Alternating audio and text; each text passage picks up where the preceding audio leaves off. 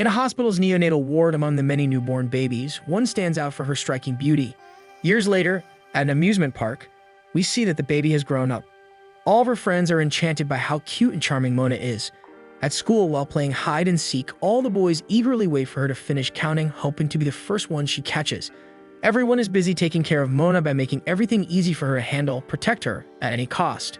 Years pass and Mona grows up. One day, we see her waking up in her bedroom, and Mona has now transformed into a young woman. She rushes to high school, and everyone on the street stops to admire the beautiful girl. At school, everyone greets her warmly, thrilled to talk to her. Everyone except Medaka, who simply responds with a polite greeting. Mona wonders why he's the only one who greets her so coldly.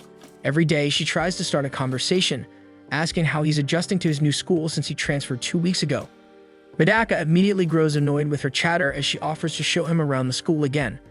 All the boys watch enviously as Mona invites him to spend time with her once more. Medaka asks Mona to stop getting so close to him, feeling the envious looks around him. Mona sits at the desk next to him, wondering how it's possible that there's a boy who doesn't care about her. Her ego feels bruised. She notices Medaka looking at his phone and catches a glimpse of pictures of the kitten. Mona thinks she's finally found a way to change how he sees her. She asks if he likes cats while cutely mimicking a kitten by grooming her arms and hands.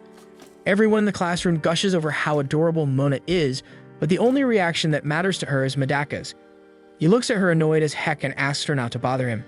Everyone in the classroom stares at him in disbelief, angry at how he treated the charming girl. Mona can't believe she hasn't been able to elicit the slightest reaction from him even after doing this much. Until Medaka seems like he wants to ask her something, Mona gets excited and eagerly asks what he needs. Medaka then asks her not to talk to him unless it's absolutely necessary. Mona is stunned by what she hears, recalling how everyone has adored her since childhood. Panicking, Mona runs off, wondering how Medaka hasn't fallen for her yet. She comes up with a new plan, climbing a ladder to hang a poster while he walks by, knowing no man could resist looking at her long, beautiful legs. Medaka passes by, notices her intentions, and when he realizes he cannot help but feel annoyed by her antics. Realizing plan F failed, she moves on to plan B, falling from the ladder in a way that innocently and cutely reveals her underwear. Several boys rush to help her, but Medaka simply looks at her with exasperation and cringe. Mona can't believe that it didn't work either, leaving her with no choice but to use her ultimate move. During class, Mona raises her hand and tells the teacher she isn't feeling well and wants to go to the infirmary. The teacher agrees and looks for someone to accompany her. A girl volunteers, but Mona pretends to take a trip and leans on Medaka, telling the teacher he can take her. The teacher asks Medaka if he can handle it, and Medaka has no choice but to agree. In the infirmary, Mona corners him against the wall. He asks if she's really feeling unwell. Mona replies that the infirmary is usually empty at this time, and since he's the first boy to push her to such extremes, asks if he feels anything for her. She worries that his distant attitude might mean she's done something to upset him. Medaka says that's not the case. Seeing his first hint of empathy, Mona thinks she's finally got him, but Medaka's expression quickly shifts back to the familiar look of annoyance she knows too well. Realizing she has to act quickly, she grabs his arm and leads him to sit down, but they trip on the curtain and fall onto the bed. Mona thinks things have gone too far and apologizes, then notices that even while she's on top of him, he still looks irritated. Mona refuses to believe her charms aren't working, so she unbuttons her blouse, exclaiming that it was an accident. Knowing she's gone too far, she hopes this will finally win him over. Medaka frowns at her and resists giving in. When even that fails, Mona throws a tantrum, causing the mattress to fall to the floor with both of them. Medaka asks if she's hurt. Finally, a small moment of closeness. Mona feels the moment, but then she remembers her blouse is still open. Embarrassed, she replies that she's fine and asks him to let her go. Flustered, Medaka stands up and assures her he didn't mean for that to happen. He tells her they should return to class and before leaving, suggests she save moments like that for a boy she genuinely cares about as he thinks he might not be the one. Hearing this, Mona can't help but blush. She grows annoyed with herself for allowing this boy to make her feel something when it should be the other way around. Shortly after, Mona returns to the classroom. The other boys ask if she's feeling better, and she replies that she is, thanking Medaka for helping her earlier. Something feels different, and Mona realizes that for the first time, the boy is looking directly at her. She, however, doesn't dare meet his gaze and wonders why she feels embarrassed and nervous, almost as if she's falling for him. Mona collapses on her desk, looks at Medaka, and swears on her life that she will make him fall in love with her no matter what it takes to do so. The next day, Mona arrives at school, greeted warmly by everyone. She meets Medaka in the hallway, and once again, he gives her a polite and cold greeting. She notices that he's finally wearing the school uniform. Medaka responds with a simple yes and continues walking.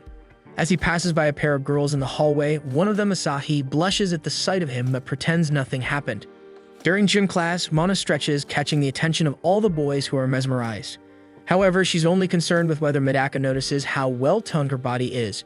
She doesn't think much of the others busy staring at her because she's on a mission, and that is only Medaka. She tries to get his attention by shouting for him to stretch with her, but he ignores her while looking rather irritated, which annoys the rest of her classmates. The coach instructs the girls to get ready for their game. Mona wonders what else she can use to try to catch Medaka's attention since her legs and chest haven't worked so far. She then thinks about another option but recalls Medaka's words from the day before. You should say things like that for a boy who truly cares about you. The coach starts announcing the teams while Mona convinces herself that it doesn't matter. She'll do whatever it takes to make him fall for her. After class, Mona is exhausted, her body covered in a light sheen of sweat. She dries herself in a way that reveals her abdomen. The boys go wild at the sight of this part of Mona, as they've never seen this side of her before.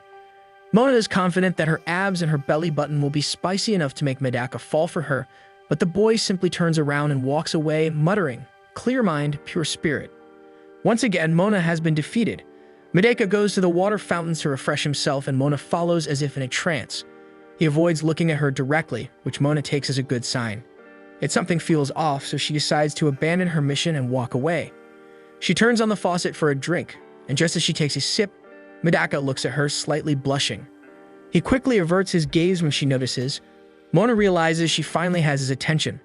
Then, by accident, she closes her hand over the faucet, causing water to splash all over her, soaking her shirt completely.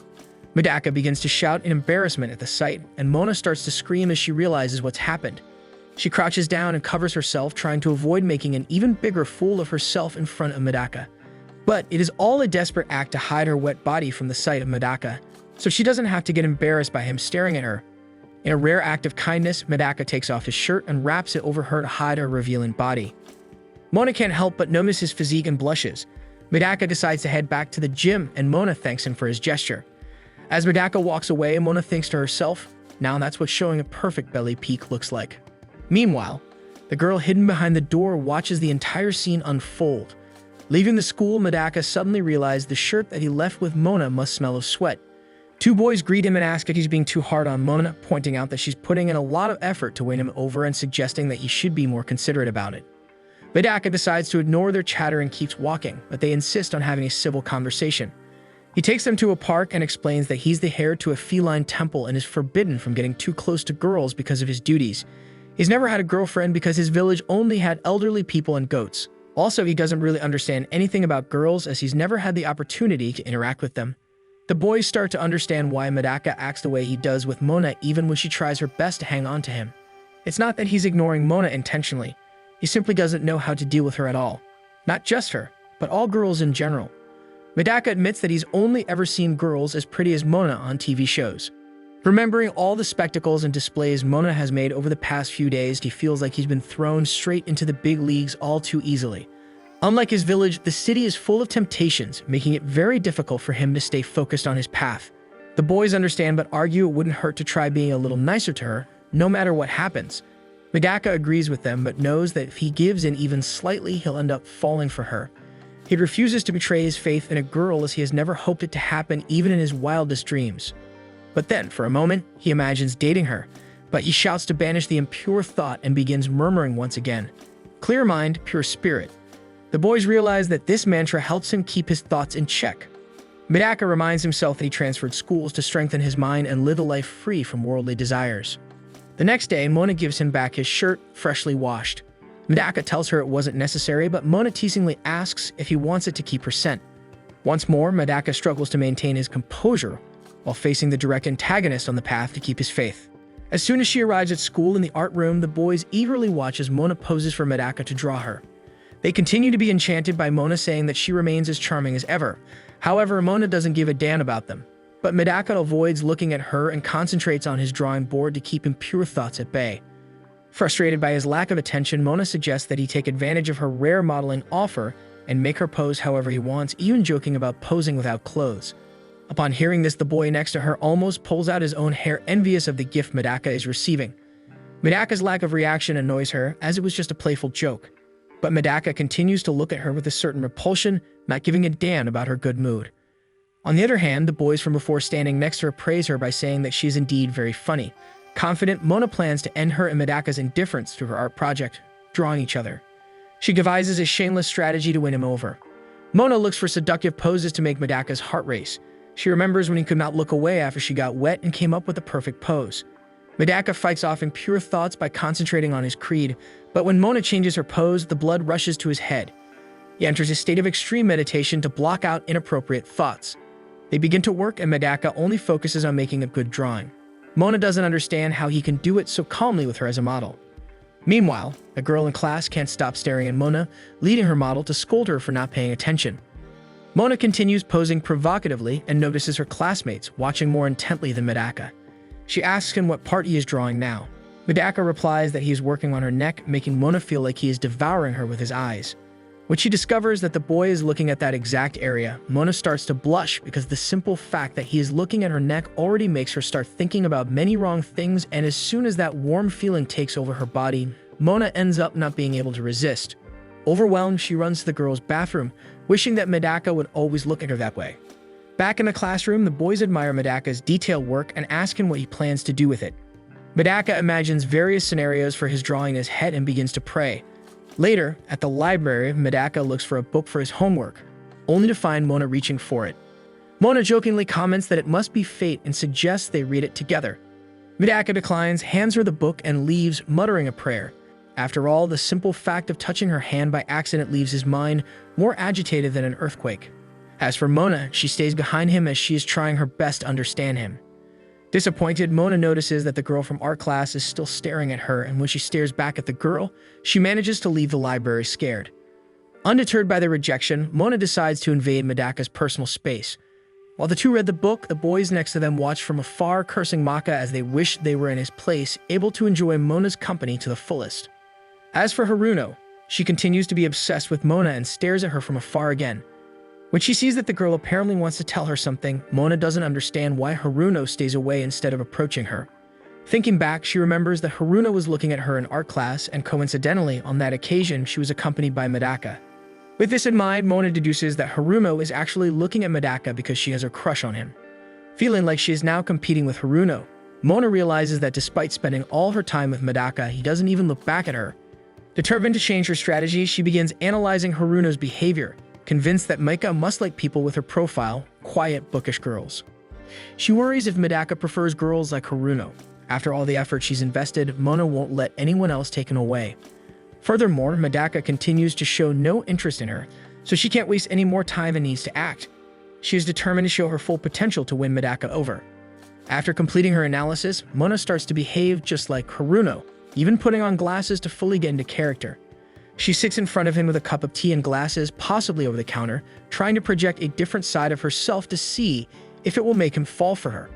As soon as they see her with glasses, the cattle in the library start to venerate her again. Her followers, usually eager to praise her every move, are shocked by her bold behavior in the library and overlook the rule-breaking tea.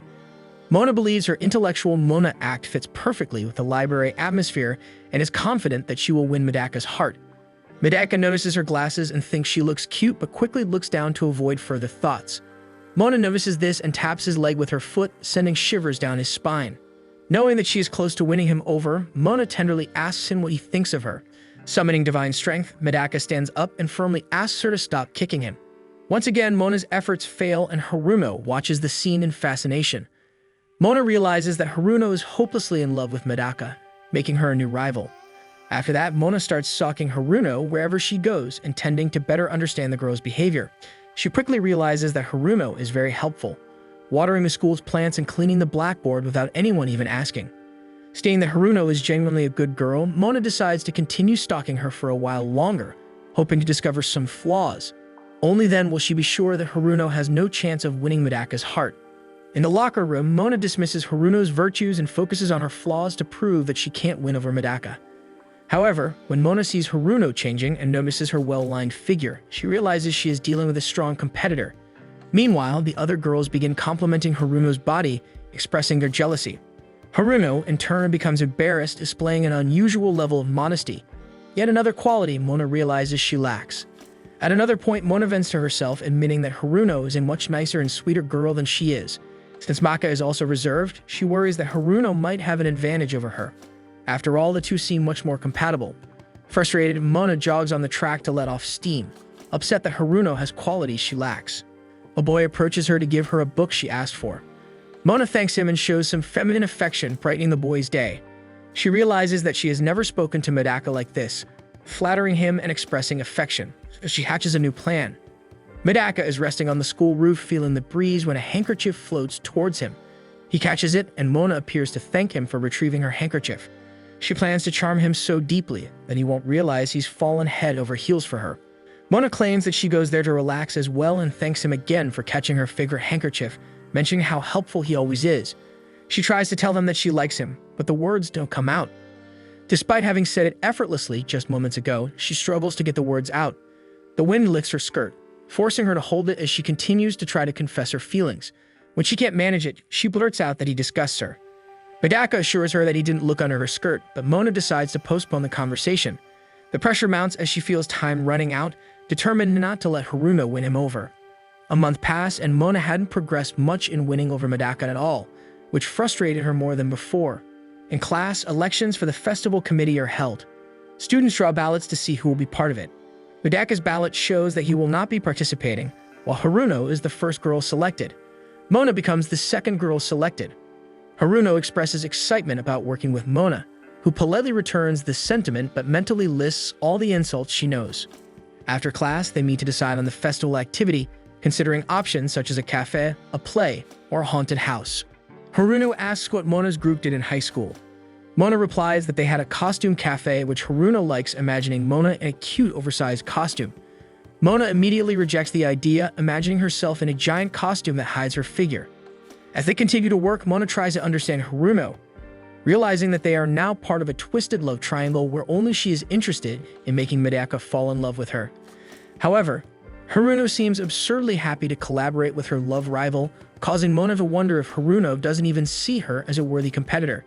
When Mona's pen runs out of ink, Haruno cheerfully offers her a spare one, and Haruno's phone rings. She quickly grabs it, holding it out of Mona's sight almost instantly. It is as if Haruno is intentionally trying to hide something from the eyes of Mona for some reason. Curious, Mona asks what's going on, but Haruno insists that she's the only one who can't see it. Mona, now determined to uncover the secret since she was not expecting Haruno, will reject the idea, politely requests to see it, but Haruno refuses and runs off. Mona chases after her, demanding to know why she can't see the phone. Haruno yells that Mona will hate her if she does. Mona promises she won't as long as she stays away from Medaka. Tackling Haruno, the phone falls to the ground. Then Mona picks it up and sees herself as Haruno's wallpaper, which is rather surprising, but at least it was nothing related to Medaka. Embarrassed, Haruno starts crying and begs Mona not to hate her. She explains that she has been Mona's #1 fan since the entrance ceremony. Mona looked beautiful and made everyone smile, so Haruno secretly started taking pictures.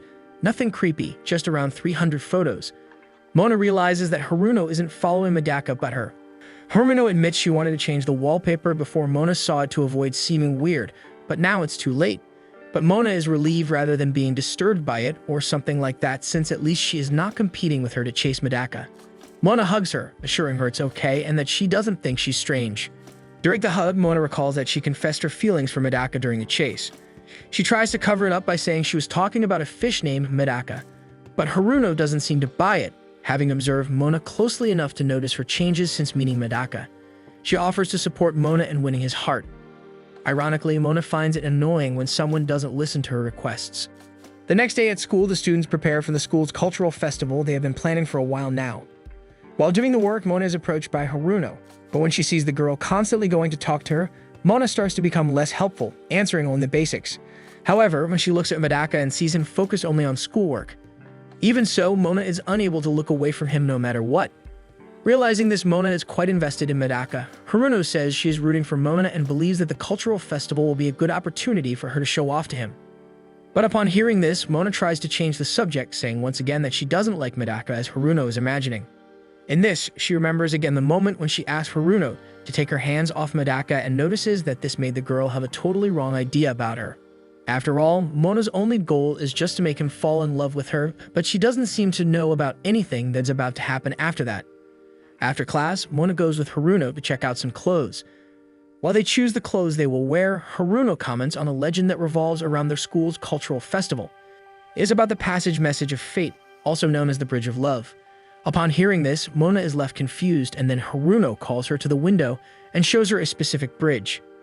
She then says that if a couple holds hands on that bridge during the school festival, they will both be in love with each other forever. That said, Haruno hopes that Mona will be able to hold Medaka's hand on that bridge so they can strengthen their relationship. Upon hearing this, Mona once again tries to convince her that they have nothing. But in the middle of the conversation, the teacher pulls Haruno to another place. As for Mona, she realizes that she will not be able to convince Haruno that she doesn't like him unless she can make the boy fall in love with her as soon as possible. She then begins to try on several outfits, hoping to find a look that will make her irresistible. Only then will she be able to make Medaka fall in love with her right away. But after trying on a few outfits, she discards them all and says she needs to find the perfect set of clothes that will make Medaka's heart race. After trying a little more, she manages to find the perfect look. In this case, she will go to the festival dressed as a Playboy bunny. But as soon as she looks in the mirror, she notices that this outfit shows a lot of skin, something that makes her somewhat uncomfortable. She then begins to consider the possibility of changing her look. But as soon as she says this, Medaka himself enters the room and sees her in that appealing outfit. At that, Mona begins to turn redder than a pepper and turns her back on him. As for Medaka, he begins to blush too and asks why she is wearing those clothes. She then makes an excuse, saying that she is just testing out some clothes as part of her duties on the festival committee. As for Medaka, he drops the papers he was bringing and says that his only function there is just to leave the papers in the room, but he's barely functioning after seeing Mona in this look. He makes it clear that he will leave in a second, but as he collects the papers, Mona hears Haruno's distant voice approaching and realizes that things will get even stranger if she finds her dressed as a bunny next to Medaka, and no explanation will be suitable on this occasion. So before Haruno is about to enter the room, Mona pulls Medaka and hides with him inside the wardrobe among the clothes. But as they get too close, her so-called melons begin to touch him, leaving him without reaction. In the meantime, Haruno collects the papers from the floor, wondering where they came from.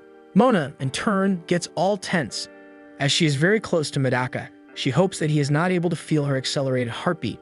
After all, she is already favoring him too much by sticking to him. Meanwhile, Medaka continues to cross himself, and in the end, he manages to clear any and all inappropriate thoughts from his mind so as not to break down. However, when she sees him breathing heavily in her air, Mona begins to feel ticklish, which makes her almost laugh out loud.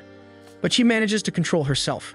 Returning to Haruno, that same teacher from before appears there, asking Haruno to accompany her again. After the two leave, Medaka and Mona finally manage to get out of the cramped hiding place they were in, at which point Mona sighs in relief and then notices that she has just given something very precious to the boy. She looks at him to see if that was enough to make him fall in love with her, and she is hoping all the way about it.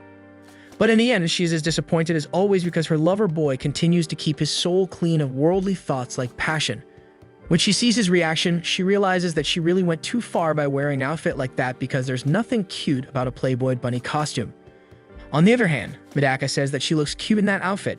However, he reminds her that she is showing too much skin for her own sake. Then he leaves the room abruptly. Mona thinks about what she just heard and notices her heart giving a stronger bang, which makes her not understand anything since for her, Medaka was never such an attractive guy, or she liked him or something like that. In her mind, she is all about making him fall in love with her to prove herself. As for Medaka, he is all shy when he remembers that he called her cute, so he crosses himself to keep his spirit clean. The next morning, Mona goes to class all confident since even Medaka recognizes that she is cute. So her mission of making him bend his knees for her has already been accomplished. She tries to talk to him, thinking that the boy will answer her with a smile on his face. But instead, he keeps staring at her with that same serious look as always. When the time comes for the festival, all the girls dress up with bunny ears but without the short clothes part. This time, they start making some cupcakes to sell in the living room until suddenly some girls go to Mona and tell her to take a break from cooking. Mona then calls Medaka to take a break with her, but the boy insists on working harder, saying that he is not tired yet. However, Mona says that he must be hungry from working so hard. Medaka then eats a piece of the rabbit cake, saying that this will be enough to keep him full during work. But upon seeing him eating the customer's orders, another classmate of their class reprimands him. As for Mona, she notices that even though he called her cute, that doesn't mean she already has him in her hands.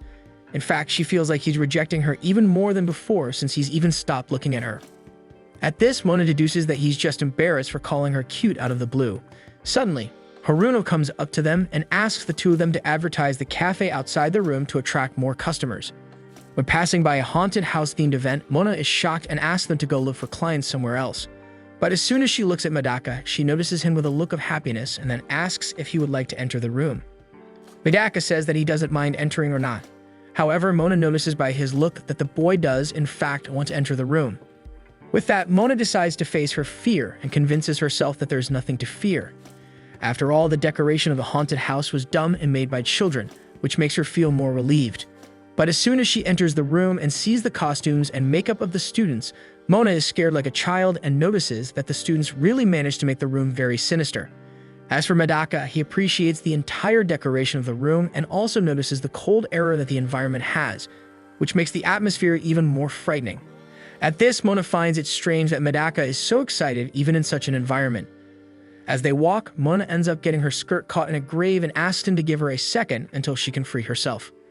However, Medaka ignores her and focuses his attention only on admiring the details of the room. As soon as he sees her trapped, Medaka covers his eyes, avoiding seeing the girl's skirt lifted. As for Mona, she runs out of the room, shouting to everyone that she hates haunted houses.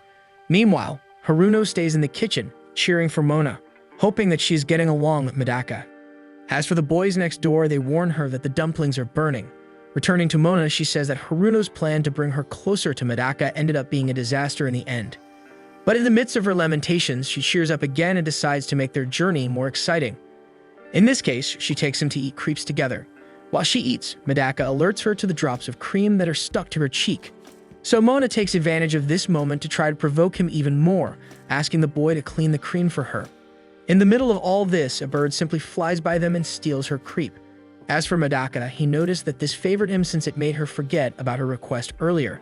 Moving on, they decide to watch a show together. However, as Mona is not able to see the show, she asks Medaka to help her by lifting her on his shoulders. But as soon as that man turns his face, she discovers that he is not Medaka. As they move on to another event, they grab some balloons to make molds with them. However, Mona's balloon ends up bursting, while Medaka's balloon remains intact. At this, she notices that all of her plans to try to win him over are going down the drain. Then she despairs, trying to think of something else that he might like. But when she looks at the clock, she notices that the cultural festival is about to end. In this case, she only has one more hour to try to win Medaka over. As she crosses so-called the Bridge of Love, Mona remembers what Haruno had told her, that every couple who passes by holding hands is destined to be in love with each other forever. Meanwhile, one of the boys burns the bunny cake and becomes desperate to fix that mess. On the other hand, Asahi keeps a sad expression on her face and decides to return to the club because she needs to meet up with the boys she missed during the event. Looking at the other couples on the Bridge of Love, Mona is surprised to see that they are all already full of love while busy holding hands. Suddenly, a strange couple beside Medaka and Mona begins to wonder who that guy is beside Mona, but after thinking a little more, he deduces that Medaka is Mona's boyfriend because that's the only way of explaining why they are on the Bridge of Love. As soon as Mona hears this, she remembers when Haruno said that she was into Medaka even though she denied it to the death. Then Mona realizes that she will end up making all the other students get the same impression. As for Medaka, he suggests that they go back to the classroom, but instead, Mona decides to advertise their cafe right there because that way they will be able to take the couples to the cafe and could also disguise themselves. As for Mona, she explains to Medaka about the operation of the Bridge of Love and then touches his hand to provoke him. At that, Medaka, without being scared, decides to go back to the room alone since there is no way he will be complying with her offer. But before he can leave the place, Mona falls to the floor on purpose and asks him to help her get up after all, that way they end up holding hands inevitably. However, Medaka gets up holding her under the arms without having to give Mona his hands and thus protecting himself from the legend of the Bridge of Love. But Mona realizes that she is heavily falling in love with Medaka no matter what. And even taking this inverted, Mona decides to run after him to take him to the bridge again. She then says that it is early for them to go back to the room, therefore she suggests that they go back to the bridge. Suddenly, two girls from their class ask the two of them to go back to the cafe. After all, the couples from the Bridge of Love are crowding up the place, which is too hard for them to handle. Thereupon, sensing that she is about to lose her chance to get back at Medaka, she tries to mislead the girls by setting up an excuse to go somewhere else, but the girls insist that they should go back.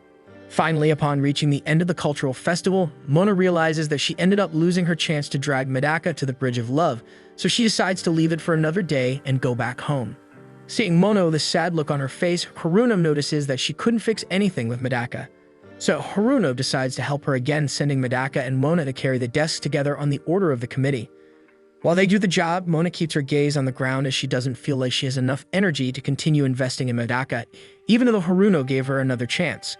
Seeing Medaka in complete silence, Mona starts to feel embarrassed, and then she goes back to the simple subject of asking him if he had fun during the cultural festival. While Medaka remains silent, Mona notices that she just asked a very irrelevant question as she feels that she ended up ruining any good experience he could have had at the event. After all, everything she tried to do went very wrong. When she remembers this last plan, when she tried to hold his hand, Mona gets down when she sees that not even that worked. Suddenly, she ends up bumping into a box that starts falling toward her, but Medaka manages to see the box in time and saves her. But in the process, he ends up grabbing her hand. By coincidence, they are precisely in the area of the Bridge of Love. As soon as he realizes that he has grabbed the girl's hand, Medaka gets scared. He remembers that the festival is already over, so this legend no longer counts. Even knowing that he is right, Mona blushes the same way, which makes her not understand what is going on. When Medaka starts to fix the fallen boxes, he finally answers the question she had asked him back there, saying that he had a lot of fun that day. After all, this is the first time he participated in an event like that and did most of those things. Well, the next day when going to school, Haruno sees a lot of people holding hands and notices that the love of the couples really increased after the cultural festival, which for Haruno is proof that the legend surrounding the event is real. As for Mona, she thinks the same as her friend and is surprised to discover that the Bridge of Love really works. During the conversation, Haruno asks Mona how her experience on the Bridge of Love with Medaka went. However, Mona simply changes the subject. After all, she doesn't have much to say, saying that the weather is very nice. Suddenly, upon seeing Medaka passing by them, Mona feels her heart beating too fast, and as soon as he turns to look at her, Mona automatically hides. But upon remembering all the advances she made on him the night before, Mona gathers courage and greets him. Then she goes to the classroom with him and the other friends. That's when one of the boys suggests that they go bowling together after class as a way to celebrate the end of the cultural festival that took place the day before. When Haruno sees that Mona will go with them, Haruno decides to go too. Already at the bowling alley, Mona makes a perfect strike and then looks back at Medaka, hoping that he saw her move. When she returns to her friends, she touches everyone's hand in a high-five motion as a way to celebrate the strike. But when it is her turn to touch Medaka's hand, Medaka begins to suffer with shame and remembers the moment when they shook hands. Mona also remembers and disguises it by saying that her shoelace is snapped and runs off to change her shoelaces almost instantly. After this interaction with Mona, Medaka feels that his heart starts to race. After all, he has never touched a girl's hand before since he has never been in the company of so many. In this, he begins to imagine himself touching her hand. When he realizes that he would have liked to have touched her hands, Medaka soon clears his thoughts again, saying that he enrolled in a mixed school just to train his mind to always be as pure as possible. As soon as Mona returns, she asks to sit next to him. Listening to him drinking soda, she says she is thirsty and asks to take a sip. At that, Medaka remembers that he has already touched his mouth on the bottle. Upon hearing this, Mona becomes tense but tries to control her mind, telling herself that there's nothing wrong with that. As she brings her mouth closer to the bottle, Medaka stares at her more and more tensely. Finally, Mona drinks the soda and says that they have just given an indirect kiss, wanting to provoke the boy. Having done that, she turns the bottle back to him and shows that she sees no problem. Instead, Medaka leaves with the same tough, cold, and strict poker face, saying that she will not drink the soda anymore. So he leaves and she drinks the rest by herself. The girl stays behind, all sad. With that said, he goes back to the bowling alley and is relieved to have survived all that temptation. However, when throwing the bowling ball at the pins, he misses badly, due to his nervousness about the previous situation. The next day, Mona goes to class wearing the school's winter uniform, and as soon as she comes in with that look, all the students start complimenting her, saying that she looks really good in that uniform. Upon seeing that Medaka still hasn't changed out of his school's winter sweater, Mona goes to him and advises him to do so since the sweater is much more popular than the standard uniform. During their interaction, she gets all cute, hiding her hand in her pose and leaving all the boys with a premise of sweet dreams at night. While Medaka is a fool, he stands firm in the face of that temptation and says that he doesn't intend to change into the sweater since he doesn't usually feel cold in any way. Upon seeing this, Mona goes back to sitting in her seat with an angry face. Meanwhile, Medaka receives a message from Sho, who calls him so they can talk in private. As soon as Medaka meets the boy, Sho asks when he will continue to treat Mona like she is a piece of garbage. Medaka tries to explain again about the precepts of being the owner of a shrine, but before he can talk about the subject, Sho tells Medaka to shut up and says that he just has to not fall in love with Mona, and that way he will be able to stay within the norms of his religion. Besides, Sho remembers that Mona gets very depressed when Medaka treats her like trash, but still, The girl continues to talk to him as if Medaka cares about her. Therefore, Sho says that he can only be a saint for putting up with being treated like that, and she still wants to get close to Medaka. Meanwhile, Yuzuru tells Medaka that just talking to girls is not enough to make him break the precepts of his religion. Even more, Yuzuru advises Medaka to repay Mona's kindness because his religion probably tells him to be nice to other people. As soon as he leaves the boys behind, Medaka makes his way back to the room. But suddenly, he is approached by Haruno, who starts complaining to him, asking why Medaka is so rude to Mona for no reason. After all, the girl always does a lot for him. Haruno feels that he is the biggest fool for not treating Mona with the respect she deserves. While they fight, all the other classmates stand at the side watching everything and deduce that Haruno and Medaka are having a fight and breaking up. Upon seeing this, Haruno ends the discussion there and runs to the classroom. Then Medaka sees Mona helping the teacher take the papers to the teacher's room. Upon seeing this, Medaka realizes that Mona really is just a good girl. The next day, he continues with these things in his head, and upon seeing that she forgot to bring her book, he calls her to share the book with him. At that, Mona promptly starts to approach him, taking her desk with her. But upon seeing this, the idiot gets scared and moves his desk away as if he were running away from a cockroach, almost as if he was disgusted by her. At that moment, Sho and Yuzuru notice that scene from afar and start cursing him in their minds. So Medaka fixes things by sticking his desk with hers in the corner, saying that he was scared because she came so fast, and he didn't expect her to jump towards him like that. At that moment, seeing that he has sorted things out, Yuzuru, Sho, and Haruno are all relieved. As for Medaka, he keeps in mind that he will not fall in love with her, in which case he will just start being nicer to the girl. But Mona, in turn, gives a huge smile, which Haruno takes the opportunity to take a photo of as she is radiant. Mona wakes up on a cold, rainy morning. Looking into the mirror, she is greeted by the frizz of her hair. Noticing the rain outside, she irons her hair, trying to make it less frizzy as it appears. Rainy mornings are not her favorite. This means she needs to style her hair a little longer, and on top of that, her favorite loafers just get soaked in water. However, she has no other choice. Walking in her pink umbrella, Mona feels great. Although this is not the usual reaction she gets every time it rains, this day is just different. It is as if everything works according to her satisfaction. While walking happily, she remembers Medaka's words. She says to herself, finally, Medaka succumbs unto her. It seems as if the universe is on her side as she sees a figure of a man standing at the side of a road. Like a locked target, her eyes land on Medaka, and just like that, her heart starts to feel ecstatic again. Mona greets Medaka, asking him what happened and why he does not have an umbrella in this pouring rain. Medaka, though silent, seems uncomfortable with the presence of Mona. Meanwhile, Mona recalls that whenever she greets Medaka, he always reacts in an arrogant manner, but this time he does not seem to mind, although it is quite noticeable that Medaka is bothered. Medaka tells her he finds a family of cats on the side of the road, so he gives them his umbrella. Mona, touched by this, tells him just how sweet that is, and then she invites him to share her umbrella so they can go to school together. Afraid he would complain, Mona grabs Medaka by his arm. And although Medaka is a bit annoyed, Mona insists. Medaka remembers his friend's advice to be nice to Mona, so he tries not to be rude and offers to hold the umbrella since he's taller. The two of them silently walk under the pouring rain. Mona, still in awe, cannot believe it is actually happening. A small umbrella barely covers them both, and she notices Medaka's shoulders drenched in rainwater, so she scoots closer to him. Surprisingly, she does not get any reaction from Medaka, so she assumes it is okay. She then puts her hands above Medaka's hand, which is holding the umbrella, and with this, Medaka cannot resist any longer. He tries to avoid her by creating space between them, but no matter how hard Medaka tries, Mona stubbornly follows, only getting closer to Medaka whenever he tries to get away from her. This keeps going until they are faced with a metal post. Medaka is on the verge of getting annoyed, so he tries to calm himself down while Mona tells him to get closer in order to avoid the post. Finally, they arrive at the school. Though they still get wet from the rain, they decide to go through the rear gate in order to have a little cover while going to their classroom. As they pass by the gym, a group of girls plays basketball. One girl noticeably stands out among them, Asahi. Asahi shoots the ball and a couple of girls cheer for her. Seeing this, Medaka cannot help but praise the lady. Rumors among the crowd now start to be heard. They talk about her and how good she is as a basketball player, considering that she is still a freshman.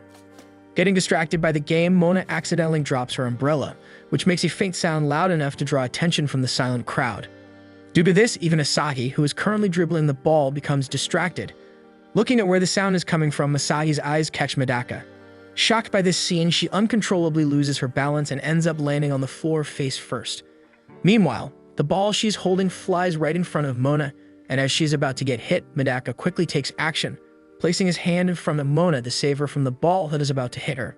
Asahi's fall makes quite a scene, though she immediately stands up and asks for an apology from Mona. Mona, on the other hand, says she should be the one apologizing. To her surprise, Asahi actually agrees. She says that Mona should not have been a distraction and should not be watching from there. Instead, she should be up on the benches if she wants to watch. Because of her harsh words, the other girls behind her tell her to show respect to her seniors, but Asahi does not seem to care. Mona also says she is right and she attempts to leave, but before she can, Asahi grabs her by the arm, telling her she needs to ask her a question or two. Mona, though hesitant, is dragged by Asahi to the other part of the gym helplessly. As it turns out, Asahi is curious about what's up between Mona and Medaka. It seems like she is also interested in him. Mona tells her they were just classmates, but Asahi did not believe this because they came to the gym together carrying only one umbrella that they might have shared along the way. Asahi asked more questions such as if they were dating or if she liked him. Mona denies all of this, but Asahi seems to be furious. Noticing this, she was taken away by two of her teammates who told her to stop bothering Mona already. As Mona and Medaka continue to walk on the way to their class, Mona mentions the conversation with Asahi. However, Medaka did not seem to know her. Mona thought about how could he not know Asahi when Asahi knew his name. Only then did she realize that Asahi might have liked Medaka, which is why she asked her those questions. Before arriving at the class, Medaka sneezed. This may be due to his wet clothes, so he decided to change first. Because of this, Mona is left alone to think she's getting close to Medaka. Will this Asahi girl be her competition? In the classroom, a friend of Mona takes her photos. She asks her about Asahi as she tells her she is not only pretty, but also famous. As a first year, Asahi is already the star player of their basketball team and even made it to the news. A group of girls came closer when they heard Mona and her friend talking about Asahi. They joined the conversation, saying Asahi was also top of the class. Mona pretended to be amazed and praised her, but in reality she was actually threatened by how big of a competitor Asahi could be. They even compare Asahi to Mona, saying Mona is peppy while Asahi is cool, and that she does not let seniors boss her around. Her cold shoulder is also something fans look forward to. Just when Mona decides to stop thinking about her, she receives an unexpected visitor. Asahi standing in the doorway, waiting for her. She came to say their conversation earlier wasn't finished yet, but she was caught off guard when she noticed that Medaka was standing right behind Mona. Her face instantly turns red and her cold and arrogant demeanor shifts into a shy and soft girl. Medaka recognized her from the basketball earlier, and because of this, she was flattered and blushed even more. Her knees also became soft and she fell to the ground. Because she was wearing a short, flowy uniform skirt, her panties were visible. Mona, startled by this, could not help but shout at her. Only then did she realize her underwear was showing. Meanwhile, Medaka, together with his other guy friend, turns around in order not to see this scene. Embarrassed, she decided to run away, but before doing that, she told Mona she wouldn't lose. Did she just declare war? Mona thought to herself. The next day, rain is still pouring hard, and Mona can't stop thinking about Asahi's words. It was the first time anyone had ever declared war against her. Mona, in deep thought, noticed a girl standing at the door, Asahi. She was waiting for her once again. Asahi was staring coldly at her. When someone sneezed behind her back, it was Medaka standing behind Asahi. He told her that if she was there for someone, he could call them for her. Once again, Asahi turned red. He could not even greet a single good morning when faced with Medaka. Not letting this slip, Mona races through the door, greeting both Asahi and Medaka. Mona invites Medaka to go inside the room already since homeroom is about to start. With this, Medaka tells Asahi to head back as well. To their surprise, Asahi turns cherry red once again before walking away like a robot. Inside the classroom, Mona heard Medaka whispering about Asahi. This means she left a mark on his mind as well. She instantly became furious. Just when she was making progress, Asahi got in her way. On the other hand, Asahi is talking to her friend about how she admires Medaka. Her friend told her that if Mona does not like Medaka, then it is her chance. However, Asahi gets really nervous whenever she is around him. Suddenly, she heard a group of boys at the back hovering about a sensual photo. Her friend tells her scenes like that leave a mark on their minds. Asahi just agrees with this coldly. In gym class, Mona and her classmates are set to play basketball. This time, she plans to replace the basketball girl image of Asahi in Medaka's mind. As she put up a ponytail, everyone turned to look at her, admiring just how pretty she is in any hairstyle she pulls. The boys were the first ones to play, and Medaka was instantly hit on his first try. He was not good at basketball at all. Meanwhile, Mona, with her plan in mind, tried so hard to slay the game. She became so competitive that everyone admired her even more. In the last game for the boys, Medaka missed a free shot, so in the end they lost. Everyone in the gym heads out except for Medaka, who could not just accept his defeat. To his surprise, Mona speaks from behind. He was shocked to see her there, all beautiful and sexy. She offers to help him with the game and even volunteers to clean up for him. With this, Medaka calms himself. Clean mind, clean spirit. They start by practicing his shooting form. Mona is holding him from behind, which makes him really uncomfortable. As she continues to teach him, Asahi arrives, catching them in an awkward position. Mona explains she was just teaching him his shooting form, but Asahi proceeds to tell her that she probably likes him, looking at how clingy she is around him. Asahi then offers to coach Medaka as well. She drops on the floor and planks, saying core strength is essential for shooting. As she instructed, Medaka also planked in front of her. With his position, he could slightly see the insides of Asahi's shirt, making him red and uncomfortable. Seeing his reaction, Mona decides to also plank with them so Medaka's attention would not be drawn to Asahi alone. Mona clearly has a bigger chest than Asahi. With this, Asahi asked if Medaka dislikes smaller sizes. That was Medaka's last straw, just like a bomb waiting to explode, finally could not handle it anymore. He crawls away while shouting, leaving the two girls in shock. After that, Asahi could be seen in the stairway. Covering her red face, she contemplates what she did, realizing she may have crossed the line. While Mona ran under the pouring rain, faced with the same scenario, also regretting her actions earlier. In class, everything Mona is looking forward to suddenly vanishes. Seeing Medaka's seat empty, she just sighs in disappointment. Her classmates are also talking about it, saying it is not his habit to skip classes, so he's probably out sick because of yesterday's PE class. They also mention how he left all his belongings in the gym and ran away, so the run must have caused his sickness. Her classmates also mention how this is such a weird thing to do, so Mona thinks back on everything that had happened yesterday, how she and Asahi competed for Medaka's attention. She did not expect Asahi to be that daring. However, she also thinks back to the moment they shared a single umbrella. Maybe that's the reason why he became sick. Mona hears her classmates chatting, saying they should visit Medaka since he lives alone and anything could happen to him while he's sick. On the other hand, Asahi also comes across the news that Medaka is sick. She thinks it is her fault that he is, so her friend suggests she should visit her. The practices are off since the tourney ended, so she must have a lot of time. Meanwhile, a group of boys from across the room are talking about how great a girl looks with her cosplay costume. Though Asahi disagrees with this, her friend tells her it is a way of seeing people in a new light. The guys talking about Medaka earlier decide to visit him. While they are walking to his house, they are oblivious to the person following behind them. It's Mona with her sunglasses in disguise, trying to follow them to know where Medaka's house is. Arriving at the house, she decides to keep hiding until the two go out before making her move. However, she is surprised by an arm on her head. Asahi also comes to look for Medaka's house, ready to compete with Mona once again. Mona pretends to be civil towards her and asks whether she lives nearby, but Asahi boldly declares she is there for Medaka since she hears he's sick. Asahi also clarifies that since Mona and Medaka are not dating, then there should be no problem for her to visit him there. Mona is annoyed by this, but she tries hard to conceal it. Asahi also asks her why she's following to his place if she says she does not like him. Inside the house, Medaka's friends are glad that he looks okay, so after checking up on him, they quickly leave the house, and that is when Asahi and Mona get inside. They ring the doorbell, and the door is immediately opened by Medaka, who is in his pajamas and wearing a face mask to cover his mouth. He asks where Mona learns his address, but Mona refuses to answer. Meanwhile, Asahi faintly greets him in a cold but shy tone. The girls invite themselves in while Medaka is in panic mode because he never had a single girl in his life, but now she has two ladies entering his home. He thinks about what could happen, given that they know he lives alone. He nearly faints, but he keeps himself together, saying he got everything covered and will not be needing any help, so they must leave. Mona takes a bold move and comes closer to Medaka. She leans her forehead to Medaka's to check his temper. Now they are so close to each other, and it makes Medaka panic even more. Even Asahi becomes annoyed by this. She notices his high temperature, so she declares to nurse him until he is well, while Asahi also follows right behind her, willing to do the same. Getting inside Medaka's room, the two instantly notice the scent of soap inside his place. Asahi tells him to relax and hydrate himself, handing him the bag she's holding full of stuff she brought for him. The two try their best to impress Medaka. Mona cooks him a porridge while Asahi cuts an apple in cute shapes for him. However, Asahi seems to be having trouble slicing a single fruit, so Mona suggests she should learn to do it first.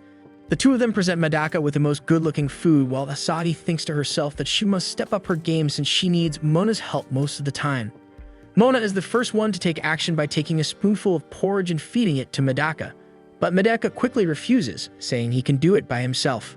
Asahi does not let this pass and offers to put a cooling pad on Medaka's forehead, by which Mona follows as well until Medaka's face is full of patches. Medaka does not know what to do, while the two only heats the competition even more.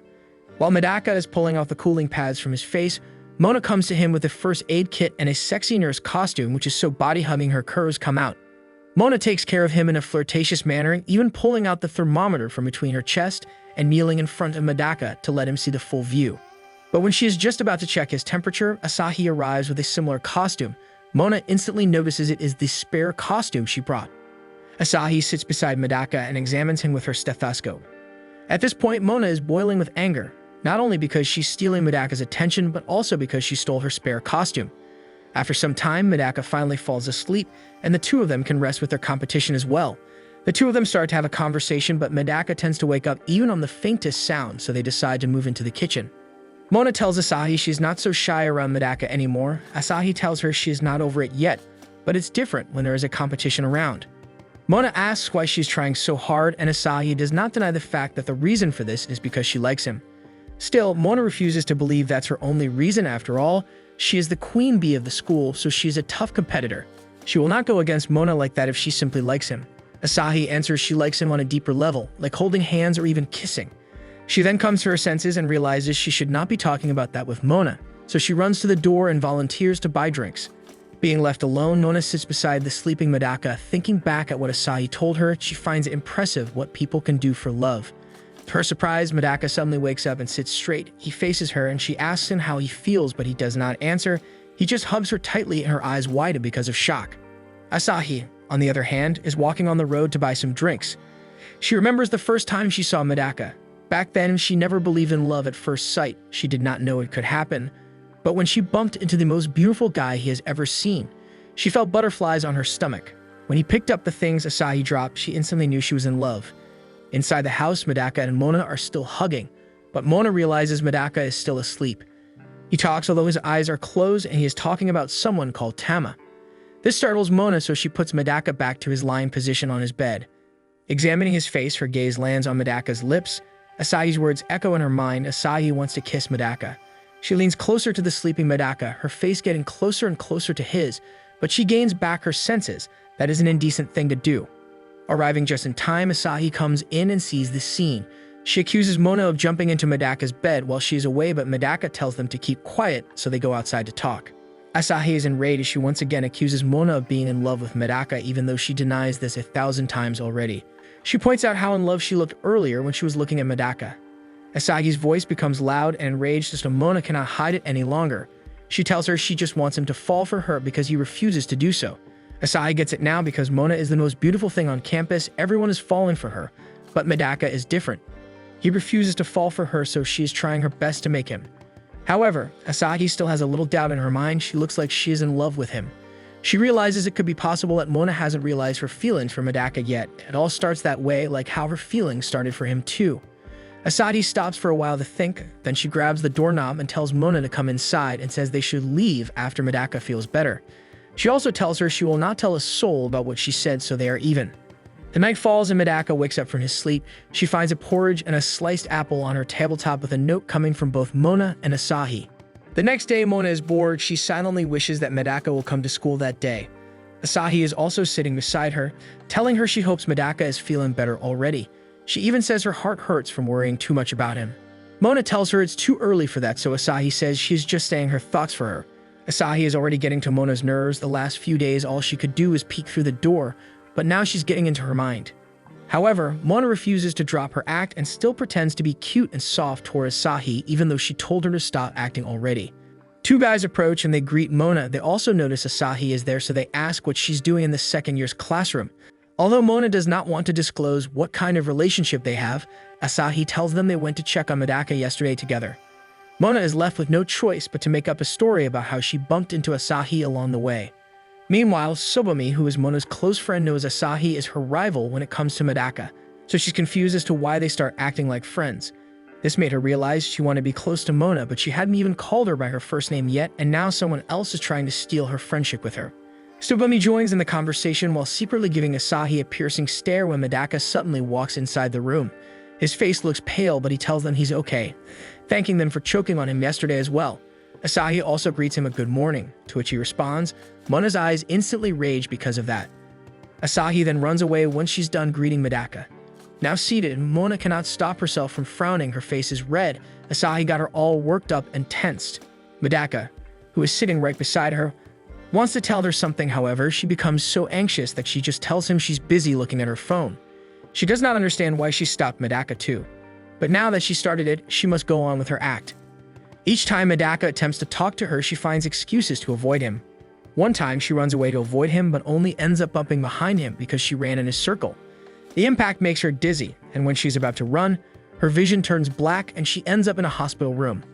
Waking up in a white, bright room, Mona wonders what happened. Beside her is Medaka, who tells her she caught a fever. She touches her forehead to confirm this, and she indeed has it.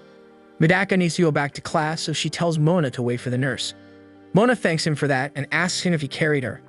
Medaka does not answer. He just tells her it is probably his fault that she's sick. He then thanks her for being with him yesterday. That was all they wanted to say to her all day. Then he leaves, Mona blushing, thinking about all the ways he might have carried her to the clinic. The scene opens in a noisy classroom. Medaka's friends are huddled together, snickering as they pull a prank on him. They grab his phone, and before he can stop them, change his lock screen to an image of a sexy, nearly naked woman. Their goal is simple. They want to help him develop resistance to pervy stuff by constantly exposing him to it. However, no matter how hard he tries, Medaka just can't bring himself to look at it. Frustrated, he grabs his phone and storms out of the room. Standing in the hallway, he takes a deep breath and forces himself to delete the image. He doesn't need such a thing, and he certainly doesn't want it. Meanwhile, Tsubomi is busy scrolling through photos of Mona, carefully selecting one to send to Medaka. As she focuses on her task, Mona approaches and curiously asks what she's up to. Without hesitation, Tsubomi explains that Asahi, Mona's rival, has been hanging around Medaka's classroom for days now. Since she considers herself Mona's friend, she naturally sees Asahi as a rival too. To counter this, she wants Medaka's lock screen to feature Mona's photo instead. Although Mona never planned to be on Medaka's lock screen, she finds the idea amusing. However, the moment she checks the photo Tsubomi sent, her face turns bright red. The image is anything but flattering. She looks ridiculous, at least in her own eyes. She begs Tsubomi to unsend it because it does not look like her at all. However, when Tsubomi is about to do it, her phone turns off because of an empty battery, so she just apologizes. This leaves Mona to deal with it on her own. Determined to get rid of the embarrassing photo before anyone else can see it, Mona sets out to find Medaka. She hurries through the school halls, scanning every corner for him. As she passes by, students greet her with admiration, some even pausing to compliment her beauty. Meanwhile, Medaka is still struggling with his own dilemma. Staring at the pervy-looking photo still lingering on his lock screen, he debates whether to delete it or not. Just as he gathers the resolve to remove it, he receives a new notification from Tsubomi. He hesitates, wary of opening his phone in public. If anyone catches a glimpse of his screen, he'll never live it down. Wanting to deal with the situation in private, he begins searching for a quiet place where no one will see him. Unbeknownst to him, Mona is not far behind, desperately trying to catch up before it's too late. Just when Medaka finds the perfect place to delete the photo, Mona finally finds him and races towards him. This makes him extremely surprised. He falls on the ground, giving Mona the chance to snatch his phone away from him and delete the message Tsubomi sent him. However, when she exits the open message, she sees the sexy girl's photo in Medaka's lock screen. Wanting to clear up any misunderstanding, he quickly explains why the image was there in the first place, hoping she won't get the wrong idea. Mona, however, simply returns his phone without a word and walks away. Medaka is left confused about how Mona reacted. He cannot guess what kind of emotions she was displaying a while ago. Meanwhile, Mona stands just outside the door, leaning against the wall. The moment she saw his lock screen, something about it felt strange. And to make matters worse, the girl in that image wasn't even that cute. Compared to her, Mona was much cuter. Back in class, Mona fixes her gaze on Medaka, staring so intently that it starts to make him uncomfortable. Mona finds it puzzling how Medaka can directly look at the picture and yet cannot succumb to her. As she watches him, she overhears his conversation with his friends. Medaka casually mentions that he has changed his lock screen back and insists that he doesn't want it altered again. His friends groan in frustration, calling his usual lock screens boring. They tease him, saying it should at least be a girl, preferably someone cute. As they continue joking about changing it again, a sudden worry creeps into Mona's mind. If they mess with his phone, he might end up with another random girl's photo. Not wanting to take any chances, Mona quickly takes a picture of herself and sends it to Medaka, pretending it was a mistake. The moment the message arrives, his friends go wild, shocked that he received a picture from Mona herself. They loudly acknowledge how lucky he is, hyping up the moment as if it were a big deal. But just as their excitement reaches its peak, Medaka calmly taps the delete button, erasing the photo without a second thought. Mona cannot react any further with Tsubomi arrives, holding a Halloween pumpkin in her hands and showing it to her. Halloween is coming up, so the people are giving out pumpkins. Tsubomi sees this event as an opportunity to take photos of Mona in a cute Halloween costume, while Mona sees this as an opportunity to make her photo Medaka's lock screen. Excited by the idea, she takes things a step further and invites everyone to a Halloween party. With her charm and influence, the idea spreads like wildfire, and the class quickly jumps on board. Enthusiasm fills the room, and one classmate even offers his place as the venue. Everything seems to be coming together perfectly, but when Medaka is asked if he's going, he immediately declines. However, his friends will not make this happen, so they convince Medaka to come until he agrees. This makes Mona cheer because she already has a plan in mind to wear a cute costume Medaka likes, so he'll finally make her his lock screen. To make her plan succeed, she wants to know what will Medaka be like. Unbeknownst to her, Asahi is peeking through the door, watching her every move. The next day, Medaka and his friends are seen in the middle of the city. They are waiting for Mona there. Medaka's friends are excited to see Mona and even fantasize about how she will look outside her uniform. But this thought only freaks Medaka out. Soon enough, Tsubomi arrives, followed by Mona. She is wearing a simple yet sexy outfit that sent everybody in awe. As expected, Tsubomi immediately starts snapping photos, showering Mona with praise and fangirling over her flawless appearance. Meanwhile, Medaka quietly retreats to a corner, struggling to steady himself. Mona remains determined to find out what kind of costume Medaka would be interested in, carefully observing his reactions as they prepare to leave. Just as their group is about to head off, another unexpected presence joins them. Asahi appears, dressed in her usual casual baggy clothes, her expression unreadable. One of Medaka's friends tells them he is the one who invited Asahi to join them. Though Asahi has never shown much interest in Halloween parties, she surprises everyone by saying it actually sounds fun. Mona, however, isn't fooled. She smirks to herself, quickly realizing that Asahi must have been eavesdropping again. Despite Asahi's usual cold and distant demeanor, it is quite noticeable how easily the composure wavers whenever Medaka speaks to her. So before she freezes out in the presence of him, they all decide to go into the store. They went inside the costume store and everything just looked amazing there. They decide to split into groups of boys and girls. Mona tries on different types of costumes, all of which look good on her. As she continues searching for the perfect look, she passes by Asahi, who is also scanning the racks with a focused expression. It isn't hard to guess what she's doing. She must want to look good for Medaka as well, but with Mona's cosplaying experience and fashion expertise, she is confident she will not beat her with this. As Asahi and Minami are busy trying on costumes, Mona takes the opportunity to sneak away and spy on the boys. Her goal is clear, to eavesdrop on their conversation and find out what kind of costume Medaka would prefer. After some time spent searching through the store, she finally locates them. She silently creeps closer, careful not to be noticed. Her patience pays off when the boys start discussing the types of girl costumes they'd like to see. This is exactly the conversation Mona has been hoping to overhear. She listens intently, trying to gauge Medaka's preferences without giving herself away. However, in her excitement, she gets too close for comfort. Medaka, sensing something is off, notices her silhouette at the edge of the aisle. Because of this, she decides to leave before she's caught. But as she makes a hasty retreat, she accidentally knocks a hanger off the rack, causing a loud clatter that immediately raises the guy's suspicions. So when Medaka goes to check what is on the next aisle, she covers her head of the horse costume and successfully escapes his gaze. She breathes a quiet sigh and sits on the floor, successfully avoiding discovery. The guys continue to walk through the aisles of the girls' costumes, and finally, after quite some time of his friend's hard try, Medaka finally chooses his favorite costume for a girl. Mona, still hiding behind the horse costume on her head, watches from a corner, trying to get a glimpse of the costume Medaka is pointing to. Unfortunately, the costumes are hung too closely together, and the horse's head obscures her vision, making it impossible to see which one he's picked. Despite the difficulty, Mona isn't ready to give up. With a mix of anticipation and doubt, she checked and picked the costume she remembered. To her shock, the outfit is far more revealing than she could have imagined, vulgar even. Mona stares at the costume, her mind racing. She can't believe Medaka would pick something like it. But she cannot choose something else at that time. Tsubomi comes to ask her if she finally finds her costume, which pushes her to just settle with the one she's holding. She will do anything for her to outsmart Asahi in this one. Medaka's friends are done picking their costumes, and they are very excited to see what the girls picked.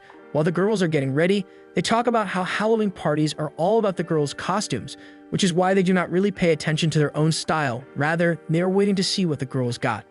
Tsubomi is the first to step forward, nervously adjusting her outfit.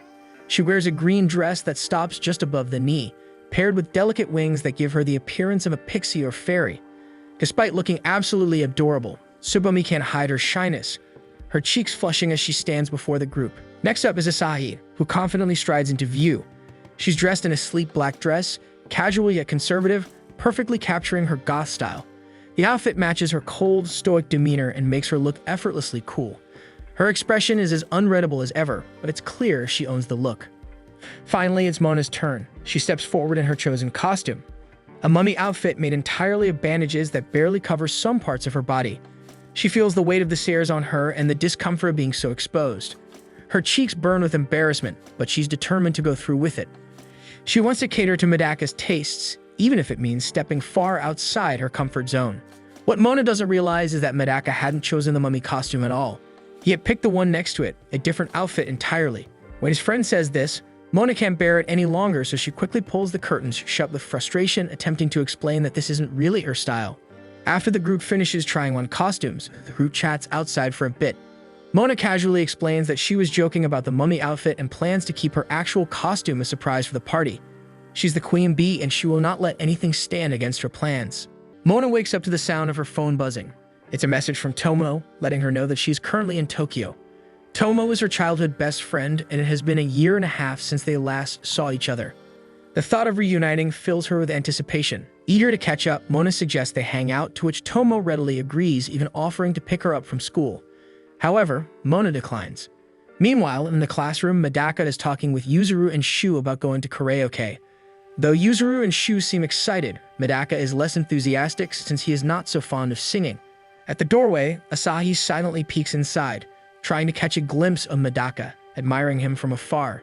Just as she watches him, Medaka suddenly turns around and immediately notices her peeking through the door. Without hesitation, he starts walking in her direction. Startled, Asahi panics and runs away without saying a word, accidentally dropping her ID card in the process. Medaka picks it up from the floor, glancing at the name on it. Asahi sits beside Minami in their classroom, unable to shake off her frustration. Minami, noticing her restlessness, asks what her next move is, especially since Mona clearly has the upper hand. Asahi is determined to shift the situation in her favor, but isn't sure how to do it. Their conversation is interrupted by a group of students chatting about a movie's cliffhanger, which involves a dramatic kiss.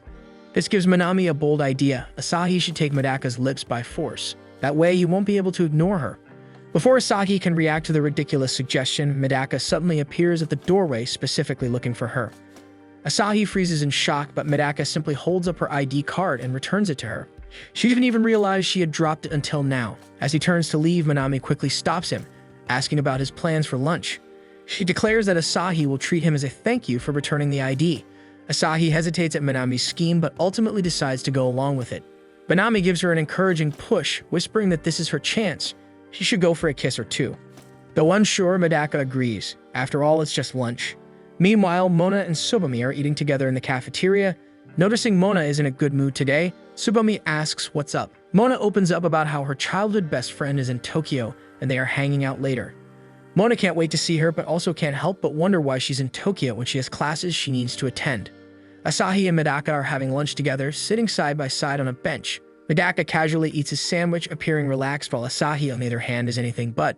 Tension grips her as she struggles to steady her nerves, still unable to believe she's alone with him. She attempts to start a conversation, but her words don't come out as planned. Unbeknownst to her, Medaka is just as flustered. He never imagined himself having lunch alone with a girl. Asahi finds it difficult to look at Medaka directly. The weight of her feelings makes it overwhelming. In a spur-of-the-moment decision, she covers his eyes with a blindfold. With him unable to see her, she finally feels comfortable gazing at him without hesitation. She enjoys this moment, but deep down, a stronger desire lingers. She wants to be more than just someone who shares lunch with him. If she were his girlfriend, she could have moments like this every day. Minami's words echo in Asahi's mind, fueling her determination. She brings up the Halloween party, mentioning how she didn't get enough time to be with Medaka. Wanting to seize the moment, she decides to play a little game of trick or treat with him. Medaka, still blindfolded and unaware of her intentions, hesitates. He doesn't have any treats to offer, nor can he even see what's happening. Left with no other choice, he allows Asahi to trick him. Asahi's heart races as she leans in closer and presses a soft kiss against his cheek. Medaka, oblivious to what just happened, remains still, completely unaware of the bold move Asahi just made. After class, Mona rushes out of school, eager to see Tomo again. Meanwhile, Tomo is effortlessly attracting attention from men, using her charms to get directions. When Mona arrives, she isn't surprised by Tomo's behavior. It's just how she has always been. The two embrace happily, while the men grow even more excited at the sight of them together. One of them even offers to treat them, but Tomo simply smirks and turns him down. With that, she and Mona walk away, leaving the disappointed men behind. The two hang out at a restaurant where Mona scolds Tomo for flirting with random boys while waiting. In response, Tomo makes up for it by giving Mona a souvenir from Osaka, her favorite pork buns. Mona's face lights up, but she doesn't forget to ask about Tomo's real reason for coming. Tomo vaguely answers that she's somehow sightseeing. Mona also notices Tomo's revealing outfit, which seems inappropriate for the cold weather. However, Tomo tells her she's in Tokyo, so she should dress the part. She even blows a kiss to a passing guy, instantly charming him, declaring her plan to take every Tokyo boy's heart on fire. When Tomo asks why Mona wants to meet outside of school, Mona explains that she doesn't want to mix school friends and childhood friends. Tomo figures she must be putting on a cutesy-ditzy act at school. It takes her back to when they were in school together, and all the boys were crazy about Mona, but she ended up rejecting all of them. Tomo also had a bunch of boyfriends. Every time Mona turned down a guy, Tomo was there to pick them up, yet none of those relationships actually lasted. Now, Tomo is single again and wants to date a Tokyo man. When asked about relationships, Mona cannot answer since she has never had one before. Tomo is curious as to why Mona never dated anyone, considering she could have any guy she wanted. Tomo concludes that Mona is still pure deep down and hasn't fallen for anyone yet. However, when she pushes further, Medaka's image flashes into Mona's mind. Even she cannot understand why she thinks of him. Her expression makes Tomo even more curious, wondering if there is really someone Mona likes. Mona denies it, but just as she is about to explain, Medaka suddenly shows up. Awkwardly, Mona greets him. He's there to pick up food for his friends who live nearby because he lost in a game. But when Tomo realizes Mona knows him, she immediately grabs his arm and invites him to sit with them. Introducing herself as Mona's childhood friend, she pulls Medaka close, her chest pressing against his arm. Mona shifts uncomfortably, while Medaka struggles to stay composed. Mona is clearly pissed off, while Medaka just wants Tomo to let him go. Mona agrees, which makes Tomo even more suspicious. She quickly pieces things together and concludes that Medaka must be the guy Mona thought of earlier. Leaning in, Tomo whispers to Mona, asking if Medaka is her boyfriend or someone she likes. Mona instantly shakes her head in denial, but Tomo isn't convinced. Determined to get to the truth, she keeps teasing Medaka, going as far as asking him to zip up her sweater for her. Medaka hesitantly does as told, his hands trembling with nervousness. As he zips it up, the zipper catches against Tomo's chest, causing it to bounce slightly. When he tries to force it up, Tomo lets out a soft moan, startling Medaka even more. Unable to take any more of it, Mona suddenly stands up and tells Tomo that's enough. Medaka, noticing Mona's strange reaction, looks at her in confusion. Flustered, Mona quickly covers up her emotions by pointing out that his food must be ready, urging him to leave. Medaka agrees, leaving the two, and the moment he disappears, Tomo bursts out laughing. Before Mona and Tomo go their separate ways, Tomo suddenly asks Mona if she likes Medaka. The question catches Mona off guard, and she quickly denies it. However, her reaction is too obvious, and Tomo, knowing her too well, sees right through her lie. Despite Mona's continued refusal, Tomo just smirks and brushes it off, deciding not to push any further. She bids Mona goodbye and walks away, leaving Mona standing there. She can't understand why Tomo would even think of that. In class, the students are busy with their own stuff when the instructor enters and introduces a new student. To Mona's shock, Tomo walks in and introduces herself with a smile. Mona is stunned, completely unprepared for this. Medaka also looks surprised to see her. After her introduction, Tomo turns to them with a smirk and greets them casually, as if she had planned this all along. Tomo is quickly surrounded by curious classmates asking about her background, while Mona sits in the corner, showing no reaction. When Tomo mentions that she and Mona are friends, Mona agrees but can't shake the uneasy feeling. She still doesn't understand why Tomo transferred to her school and her class and is even sitting right in front of her. Tsubame is excited to meet Mona's childhood friend, happily considering her a friend as well. Everyone is welcoming, but Mona remains suspicious. She asks Tomo why she didn't mention transferring, but Tomo just smirks, saying she wants to surprise her. Mona has a bad feeling about this, worried Tomo might do something weird and expose her. Yuzuru and Shu also introduce themselves, urging Medaka to do the same, but they are surprised when Tomo says she already met him yesterday. She casually tells the story, making Shu jealous that Medaka got to meet her first. Meanwhile, Yuzuru converses with Tomo about her friendship with Mona, and to show how close she is to Mona, Tomo suddenly stands behind her and grabs her chest, gently massaging it with a teasing grin. The guys in the class freeze, eyes wide in shock, unable to believe what just happened. Even Mona is too stunned to react at first. Tomo smirks, casually commenting that they've gotten bigger since she last checked. That's the last straw. Mona snaps, slaps Tomo across the face without hesitation, and drags her out of the classroom, only silence left behind. Outside the classroom, Mona scolds Tomo, frustrated by her reckless behavior. Tomo, however, just shrugs it off, saying it's nothing new. She used to do the same thing back then. Mona, now too embarrassed to return to class, glares at her, but Tomo casually adds that she just showed off Mona's chest to Medaka. Flustered, Mona finally blurts out the real reason she's so hung up on Medaka. He's the only guy she hasn't been able to charm. That alone frustrates her beyond reason. But Tomo is still not convinced with her reasons. To her, it's obvious. Mona has a crush on Medaka. Mona groans in frustration. No matter how much she explains, Tomo refuses to believe her. Seeing Mona's reaction, Tomo stops for a moment before apologizing for jumping to conclusions. But as she thinks about it, she points out that Medaka doesn't even have the qualities Mona usually looks for in a guy, so it's impossible for her to fall for him. After all, he's so unfriendly. Yet, instead of agreeing, Mona immediately defends him, listing all the thoughtful and kind things Medaka has done for her. That's when Tomo gives her a knowing look. Given how she reacted and defended Medaka, it's obvious now. Mona really likes Medaka. She just hasn't realized it yet. Mona keeps denying it, but Tomo only grins, determined to help her best friend figure out her feelings. Tomo suddenly jumps in excitement, giggling as if she just uncovered the greatest secret. She's beyond happy for Mona's first love. Though Mona remains unsure, Tomo's words linger in her mind. Before she can respond, Tomo playfully declares that Mona is truly in love with Medaka before running off while giggling back to class. Left alone, Mona replays Tomo's words, unsure if they're true. The thought makes her blush and her heart race. The cafeteria buzzes with chatter as students gather in groups, their conversations filling the room. In a quiet corner, Medaka sits alone, quietly eating. Across the room, Mona and Tomo stand together, with Tomo determined to prove that Mona is in love with Medaka. Tomo points out her first clue. If Mona truly had feelings for him, eating while watching him would be difficult. Mona immediately denies it, explaining that she has already eaten. Tomo's second hint is that if Mona missed Medaka enough to tremble, it would confirm her feelings. Mona insists she could easily go 5 days without seeing him. Tomo sighs hopelessly, while Mona firmly tells her to stop pushing the idea, aggressively tossing her trash away in frustration. Their argument is cut short when Asahi and Minami suddenly approach. Mona greets them casually and Tomo steps forward, her mood instantly shifting.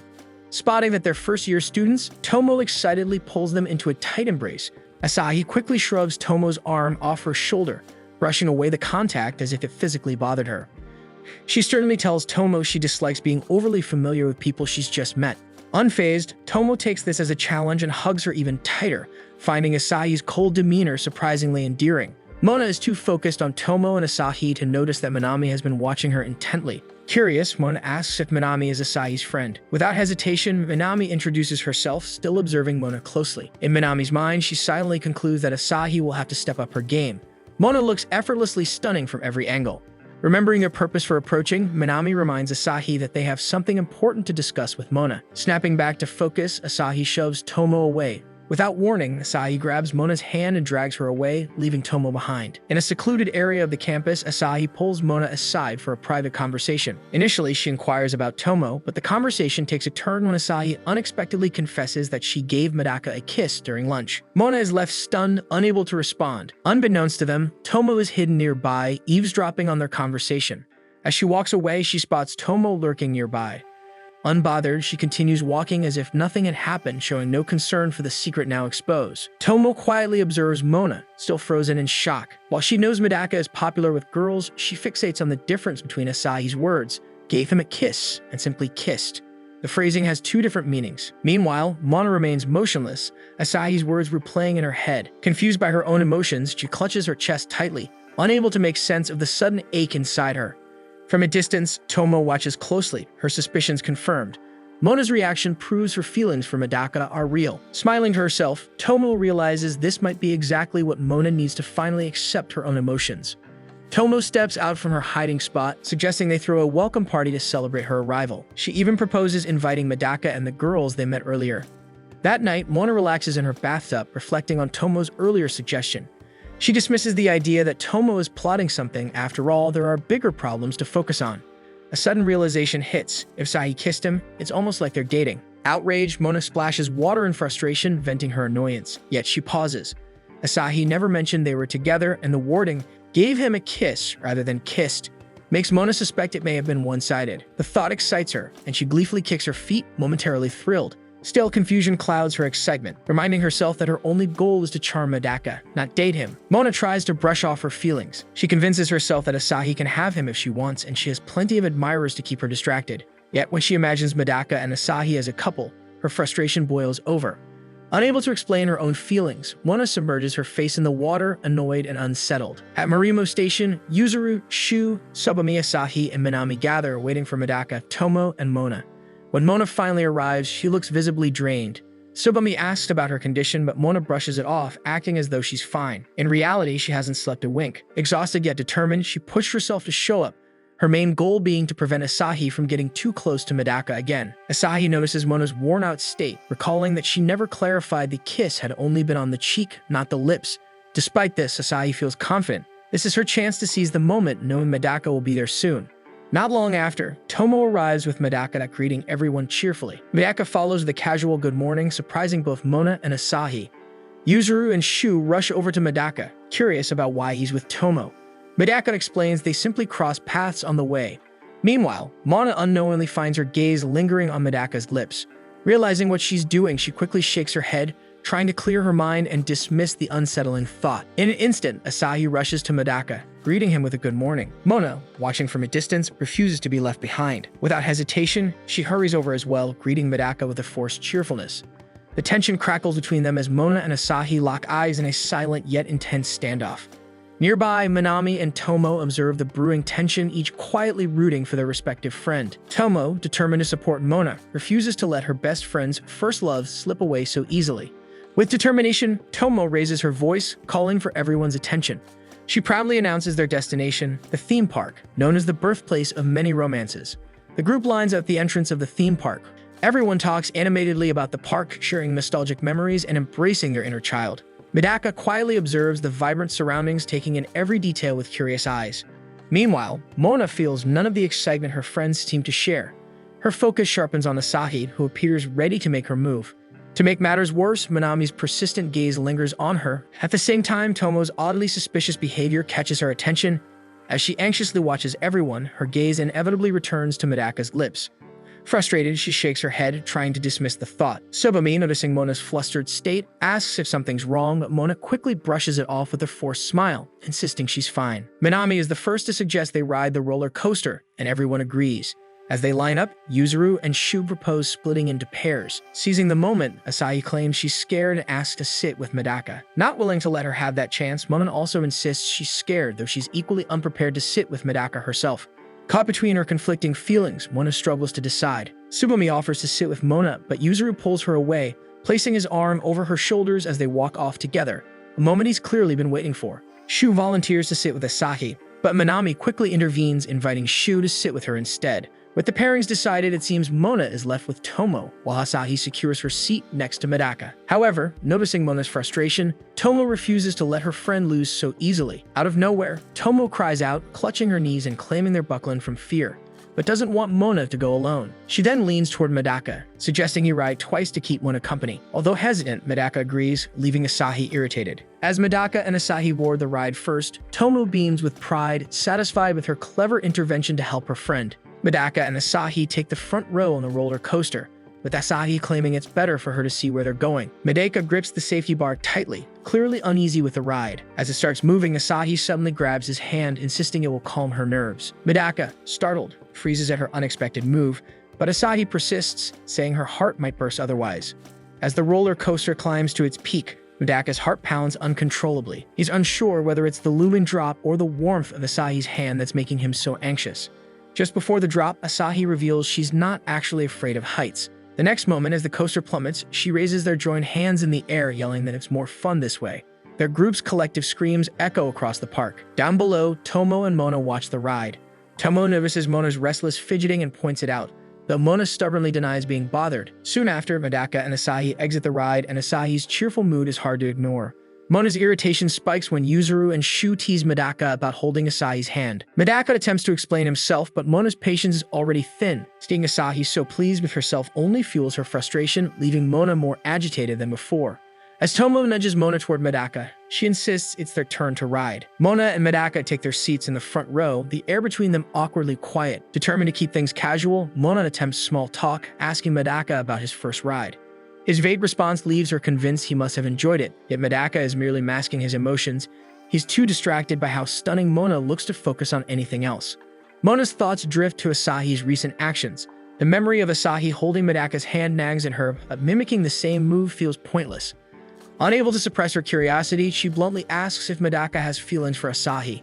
Surprised, Medaka quickly denies it. Mona sighs in relief, though the reason behind her own reaction confuses her. Medaka, noticing her casual demeanor about the subject, feels encouraged to continue the conversation. He asks if Mona has ever had feelings for someone before. Caught off guard, Mona freezes as Tomo's earlier words echo in her mind. Flustered and unsure how to respond, she remains silent. Misinterpreting her hesitation, Medaka assumes she's avoiding the question. Before either can say more, the roller coaster plunges down its first steep drop, cutting off their conversation. Medaka and Mona get off the roller coaster, both appearing downcast. Tomo and Tsubomi rush to Mona's side, sensing something is wrong, while Yuzuru and Shu approach Medaka, noticing his uneasy expression. Medaka quietly wonders if he said something to upset Mona, while she seems too distracted to focus on anything. Her silence makes it obvious that something happened between them, even catching Asahi's attention. Curious, Asahi intends to find out what's going on. A bunny mascot carrying balloons appears, immediately catching Minami's attention, and insists on taking a photo. Tsubomi volunteers to snap the picture and invites Asahi to join. The two pose beside the mascot. Afterward, Yuzuru, Shu, Tsubomi, and Asahi gather for another group photo. Noticing Medaka and Mona lingering on the sidelines, Tomo seizes the opportunity. Seeing they aren't interested in the photo session, she suggests they grab some snacks instead. Without giving them a chance to refuse, Tomo pushes the two away while she silently roots for a friend. With no other option, Medaka and Mona follow Tomo's suggestion. Mona is still preoccupied with Medaka's earlier question, unsure how to respond. The unexpected nature of it lingers in her mind, leaving her unsettled. At the snack stand, the vendor offers a couple's promo. Without thinking, Mona decides to play along, claiming they're a couple. The vendor, however, demands proof, a kiss. Both Mona and Medaka freeze. Mona nervously glances at his lips, hesitating. Medaka's face pales, panic flooding him. Mona, determined not to lose to Asahi, takes a deep breath and silently gestures for Medaka to close his eyes. Her hands tremble as she pulls his face closer, the weight of the moment settling in. Medaka stands still, his body tense with nerves. As their faces draw nearer, Mona's heart races. The air between them is thick with tension, and she finally gathers the courage to close the distance, unsure if she's truly ready for what's about to happen. The two of them look at each other, and at the last moment, Mona cannot do it. She pushes Medaka away and proceeds to tell the vendor they are not really a couple. Medaka is left standing there, while Mona gets their snacks. Arriving back where their friends are gathered, they distribute the snacks to each one. Minami notices how sneaky Mona is when taking her time with Medaka while everyone else is busy taking pictures. Nonetheless, she reassures Asahi that there's still a lot of time to make her move. They will be at the theme park for the whole day after all. True enough, Asahi takes every chance she gets, always asking Medaka to stay right beside her, whether it's in the haunted house, on the rides, or just while they're having snacks. This leaves Mona in despair. In the powder room, Tomo notices the drop in Mona's energy. She points out how Asahi always seems to be the first one to make a move, and it's clearly taking a toll on Mona, so she needs to step up her game. Although Mona tries to deny this, insisting she's not bothered by Asahi, Tomo knows better. She's well aware that they are competing for Medaka's attention, but Mona stubbornly insists they are not. This makes Tomo smile, and she recalls when they were still younger. While her friends used to talk about their crushes, Mona would sit quietly in the corner, distracting herself. Yet her face often seemed annoyed. When asked about her interest in boys, she would always answer politely, claiming she didn't like anyone yet. On their way home back then, Tomo had told her she could see through her lies. It was obvious that Mona didn't like romance talk, but Mona admitted she just went along with it to avoid being disliked by the others. Returning to their conversation, Tomo tells Mona that she's never satisfied. Even though everyone already loves her, she still seems to want more. Her greed knows no limits. Mona wonders why Tomo is suddenly dissing her, but what Tomo really wants to say is that Mona keeps trying to be what everyone else wants her to be. She hides her true self as if people won't love her for who she really is. The truth is, Tomo is happy to see how Mona acts around Medaka. It's like she's finally letting her mask slip. Mona is moved by this. Tomo encourages her to give Medaka a chance. Even if it doesn't go as planned, she will never look back someday and wonder what could have been. Then Tomo turns to leave, but before walking away completely, she looks back at Mona and reassures her that she can do it. The theme park is slowly getting more crowded as the day goes on. Minami suggests they go for ice cream, and the group agrees. Because of her deep thoughts, Mona is slowly being left behind by the group. In her mind, she cannot stop thinking about Tomo's words. At first, she tells herself Tomo is just messing with her, but then she realizes Tomo is genuinely looking out for her. Being cute in the eyes of others has become Mona's identity, her comfort zone. Letting that go feels impossible. The fact that Tomo noticed her mask slip makes her wonder what she did to reveal that side of herself. Just the thought that Medaka might have seen it as well makes her stomach tighten. The possibility that Medaka could have witnessed her vulnerable side overwhelms her. Unable to hold herself together, she falls to her knees. She wonders what Medaka must think of her. Still, she brushes off the thought, convincing herself that Tomo is just getting the wrong idea. However, when Mona finally stands up to continue walking, she notices her friends are nowhere to be found. There are no familiar faces in the crowd, leaving her completely alone in the bustling theme park. Mona looks around, wondering where her friends could be, just when she opens her phone to call Tomo. A bustling crowd suddenly races in her direction, causing her to lose balance and let go of her phone, cracking it before completely jumping into a fountain filled with water. Her eyes widened, and that was her only means of communication with her friends.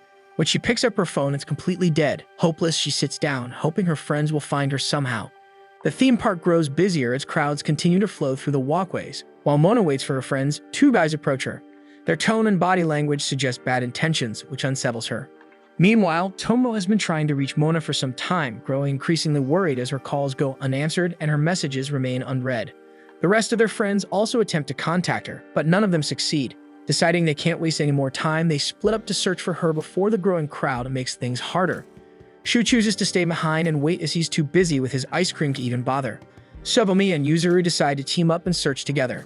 Asahi wants to go with Medaka, but to her dismay, he refuses, noticing how distracted she is with her ice cream and knowing she won't be able to keep up with him if he runs.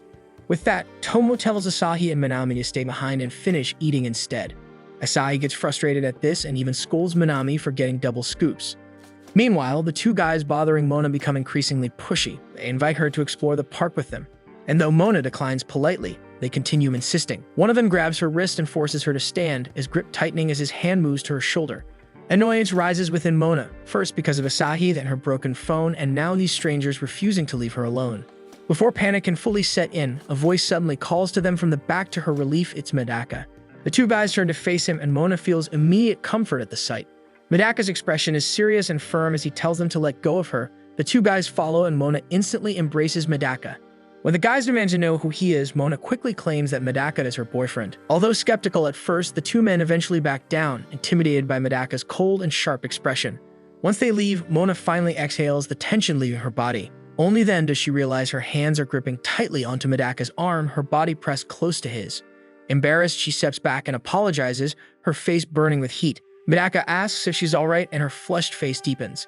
She tries to convince herself that her reaction is nothing more than the lingering nerves from the earlier situation.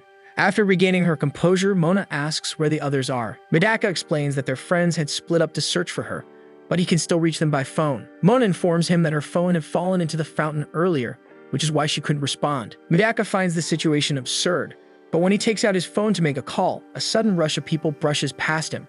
His phone slips from his grasp, bounces off, and falls directly into the same fountain where Mona's phone had been lost. Now stranded without a way to contact their friends, Mona feels her anxiety building again. The thought of being alone with Medaka only makes her more flustered. Medaka suggests they walk around in hopes of running into their group. Mona agrees, and they continue moving through the dense crowd. As they walk side by side, their hands occasionally brush against each other. This accidental touch unsettles Mona further, her heart racing for reasons she doesn't understand. Her mind drifts back to finding her friends, yet she can't shake her growing restlessness. Lost in thought, she doesn't notice Medaka stop walking until she accidentally bumps into his back. Looking past him, she sees the enormous Ferris wheel towering ahead. Medaka stares at it with an expression of awe, clearly fascinated. Though he tries to deny his interest, it's obvious he wants to ride it. Mona hesitates, knowing that saying yes would mean being stuck in a small, enclosed space with him. Yet thinking about how Medaka had gone out of his way to find her, even losing his phone in the process, she figures this is the least she can do in return. With this, Mona invites him to ride with her, and although Medaka is hesitant, Mona assures her there is a possibility he will be able to spot their friends from above, so he eventually agrees. The ride begins, and Mona is already a bundle of nerves. The Ferris wheel isn't even that thrilling. The fact that she's alone with Medaka has her stomach in knots. Meanwhile, Medaka remains calm, gazing out the window with fascination as the ride steadily rises. Mona wonders how he manages to stay so composed when her own thoughts are spinning wildly. When she catches her reflection in the window, Mona freezes. Her face is tense, her expression awkward and strained. Nothing like the cute, perfect image she's always maintained. The sight startles her. She hadn't realized she was reacting so obviously, and panic sets in. Tomo's words echo in her mind, the reminder of her mask slipping. Mona realizes this isn't the first time it's happened. Memories flash back to moments when her composure wavered around Medaka. Her irritation, her flustered reactions, her embarrassment. She's always prided herself on being the adorable, flawless one, yet somehow, she keeps losing that image in front of him. Tomo's voice lingers again, the suggestion that Medaka could be her first love. Mona refuses to accept it, shaking her head in denial. Before she can dwell further, Medaka speaks, pointing at something below. He mentions a show happening nearby, one that catches Mona's interest. Eager to see it too, she stands up without thinking. The sudden motion causes her to lose her balance, and before she can steady herself, her lips accidentally brush against Medaka's cheek. The moment stuns them both. Mona's face burns as she stares back at her reflection, unable to recognize herself. Flustered and overwhelmed, she immediately covers her face with her hands, telling Medaka not to look at her. Her heart races as her mind spirals. She doesn't understand why she's making such a face. It's as if she's in love or something. That thought unsettles her. Desperate to justify her reaction, she tells Medaka how she feels, how she hates being seen like this, vulnerable and imperfect. She's supposed to be flawless, always adorable, always composed. No one should see her otherwise. Medaka's response is quiet yet firm. He admits that Mona has been acting differently lately. She's being weird. One moment pouting in frustration, the next moment smiling again. He says it's hard to understand her because she keeps switching between emotions. Mona's heart sinks. Tomo was right. Medaka had noticed everything. The idea leaves her horrified. She tries to shrink away, bowing her head so her hair hides her face. But Medaka steps closer. He tells her that he doesn't mean it in a bad way. In fact, seeing her react differently makes his heart race. He confesses that her genuine emotions make her look cuter to him, and that is his problem. Mona's heart skips a beat. She's been called cute and charming countless times before, yet somehow hearing it from Medaka feels different. Confused and overwhelmed, she wonders if this is what being in love feels like. And despite her resistance to the thought, she realizes she can't deny it anymore. Medaka suddenly notices Yuzuru and the others through the window. When he turns back to Mona, his face bright with a smile, telling her he found them. Overcome with emotion, she drops to her knees. Medaka asks her what's wrong, but she can't bring herself to answer. In that quiet moment, as her heart pounds painfully in her chest, Mona finally admits to herself what she's been fighting all along. At 17 years old, for the first time in her life, she's fallen in love.